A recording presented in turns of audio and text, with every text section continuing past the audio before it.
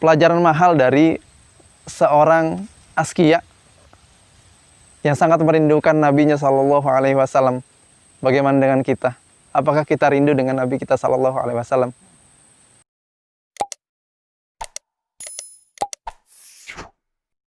Bismillahirrahmanirrahim. Assalamualaikum warahmatullahi wabarakatuh. Bertemu lagi dengan saya Arif Rahman di channel Zubair Al-Hawari. Gimana kabarnya teman-teman? Mudah-mudahan selalu dalam lindungan Allah Subhanahu wa taala dan selalu dalam ketaatan kepada Allah Subhanahu wa taala. Di video kali ini saya masih melanjutkan pembahasan terjemah dari kitab Asy-Syama'il Al-Muhammadiyah, yaitu kepribadian Nabi Shallallahu alaihi wasallam yang ditulis oleh Al-Imam At-Tirmidzi rahimahullah. Semoga Allah merahmati beliau. Baik, teman-teman yang dimuliakan Allah Subhanahu wa taala, yang pertama tentu kita bersyukur kepada Allah Subhanahu wa taala karena Allah melimpahkan nikmat taufik serta hidayahnya kepada kita semua hingga kita bisa mendengarkan atau melihat video ini. Lalu salawat serta salam untuk Nabi kita Muhammad sallallahu alaihi wasallam, kepada istri-istri beliau, kepada keluarga serta pengikutnya hingga akhir zaman. Kali ini saya akan membahas di bab ketiga kitab Asy-Syama'il Al-Muhammadiyah tentang rambut Nabi sallallahu alaihi wasallam. Di pembahasan yang pertama, yaitu bab fisik Nabi Shallallahu Alaihi Wasallam. Yang kedua tentang khotamun nubuwah atau tanda kenabian Nabi Muhammad Shallallahu Alaihi Wasallam. Bagi teman-teman yang belum menonton videonya, silahkan klik link di atas ini. Insya Allah ada linknya. Riwayat pertama diriwayatkan oleh sahabat Anas bin Malik radhiyallahu anhu, sahabat kecil yang ikut Nabi atau membantu Nabi selama 10 tahun. Beliau mengatakan, rambut Nabi Shallallahu Alaihi Wasallam mencapai pertengahan daun telinga. Sampai di sini kurang lebih teman-teman. Sampai di sini. Kemudian yang kedua diriwayatkan oleh Ummul Mukminin atau istri Nabi Shallallahu Alaihi Wasallam yang paling beliau cintai, yaitu Aisyah radhiyallahu anha. Aisyah pernah berkata, aku dan Rasulullah Shallallahu Alaihi Wasallam mandi dalam satu bejana, dalam satu tempayan atau tempat mandi, bak. Kalau sekarang bathtub gitu teman-teman. Beliau memiliki rambut yang panjang sampai di atas bahu dan di bawah daun telinga. Jadi kurang lebih segini. Tadi riwayat Anas sampai di segini. Kemudian riwayat Aisyah sampai segini. Qatadah pernah bertanya kepada Anas bin Malik radhiyallahu anhu tentang rambut Nabi Shallallahu alaihi wasallam. Anas bin Malik radhiyallahu anhu mengatakan, rambutnya tidak terlalu keriting, tidak juga lurus kaku. Panjangnya sampai daun telinga. Riwayat yang keempat diriwayatkan oleh Ummu Hani radhiyallahu anha.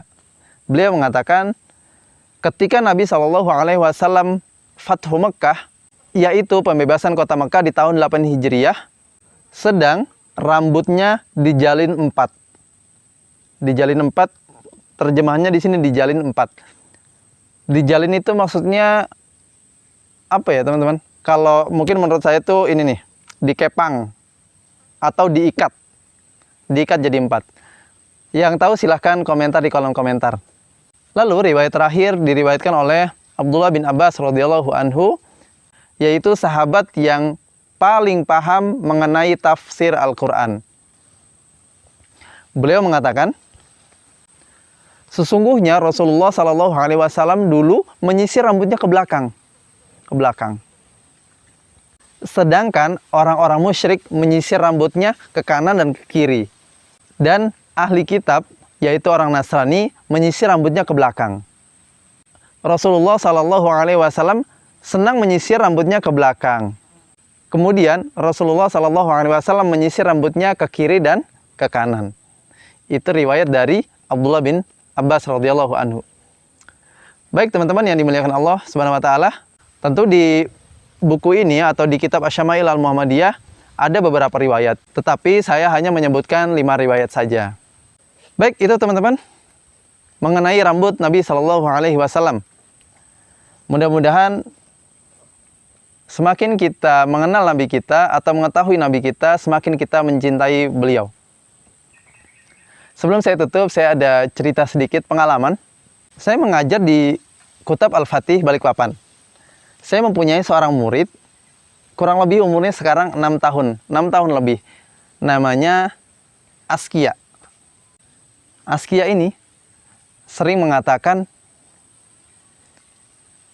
Ustadz, aku pengen ketemu Rasulullah SAW. Nah, kira-kira apa yang ada di dalam benak atau di dalam hati teman-teman semua ketika mendengar anak usia 6 tahun mengucapkan kata-kata, Ustadz, aku pengen ketemu Rasulullah. Nah, gimana teman-teman rasanya? Masya Allah. Di lain waktu, beliau datang lagi karena memang murid saya di kelas saya. Dia mengatakan, Ustadz, aku kangen banget sama Nabi Muhammad. Aku tuh udah pengen ketemu banget, katanya gitu. Seumur 6 tahun, teman-teman. Bagaimana dengan kita? Apakah kita rindu dengan Nabi kita Shallallahu Alaihi Wasallam? Yang mana Nabi itu menunggu kita di Telaga Kausar kelak dan memberikan minum dari Telaga Kausar itu. Yang kata Nabi Shallallahu Alaihi Wasallam, apabila orang minum dari air Telaga Kausar itu tidak akan haus lagi selama-lamanya. Dan orang tua atau bunda dari murid saya yaitu Askia sering mengatakan, iya Ustadz, itu emang Askia sering gitu tuh, sering ngomong, Bun, kapan kita ketemu Nabi Shallallahu Alaihi Wasallam? Masya Allah. Pelajaran mahal dari seorang Askia yang sangat merindukan Nabinya Shallallahu Alaihi Wasallam. Bagaimana dengan kita? Apakah kita rindu dengan Nabi kita Shallallahu Alaihi Wasallam? Mudah-mudahan dengan hadirnya video ini atau pembahasan kitab ini, kita bisa lebih mengenal dan mencintai Nabi Shallallahu Alaihi Wasallam. Sebelum saya tutup, jangan lupa untuk like, komen, subscribe, serta share video ini. Mudah-mudahan bermanfaat untuk muslimin mengenal dengan nabinya.